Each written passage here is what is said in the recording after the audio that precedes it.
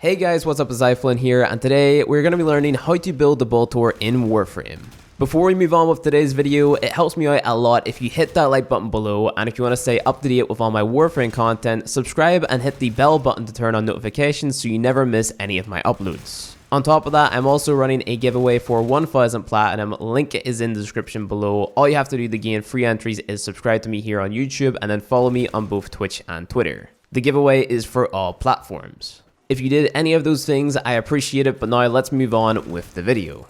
The Boltor is a fully automatic 10-0 assault rifle that can be obtained by purchasing its blueprints from the market and then crafting it in your foundry at Mastery Rank 2. It deals a total of 25 damage, the majority of which being puncture damage, making it most effective against the Grineer. 2.5 of this damage is impact damage, 20 of this damage is puncture damage, and another 2.5 of this damage is slash damage. The Boltor is alarming, has a fire rate of 8.75 rounds per second, an accuracy stat of 25, 60 shots in a magazine with 540 reserve rounds, a reload speed of 2.6, a critical chance of 10% with an 1.8 critical damage multiplier, a status chance of 14%, it's got 1D polarity and has a riven disposition of 2 with a value of 0.79. When it comes to modding your Boltor, modding for damage, multi-shot, and elemental damage will be your best bet. Across all of your builds for the Boltor, the staple mods will be Serration, Split Chamber, and Heavy Caliber.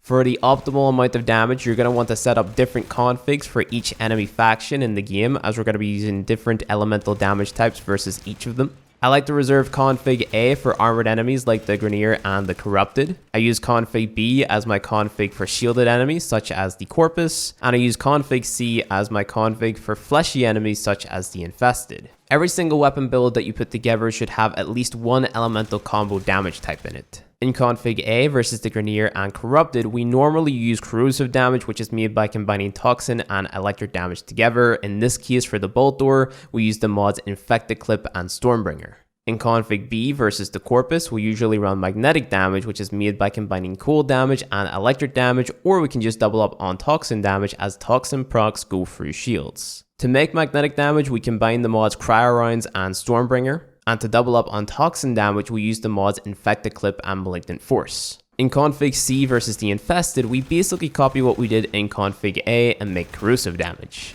You'll notice that once you put all 5 mods onto your Boltor, each config will have 3 leftover modding slots. These extra modding slots that we have in each of our configs are yours to mess around with. In these 3 extra modding slots, I recommend equipping more elemental damage mods, a mod known as Vigilante Armaments, or a fire rate increasing mod like Shred. In config A versus the Grineer and the Corrupted, the extra elemental damage types you could run are fire and cold.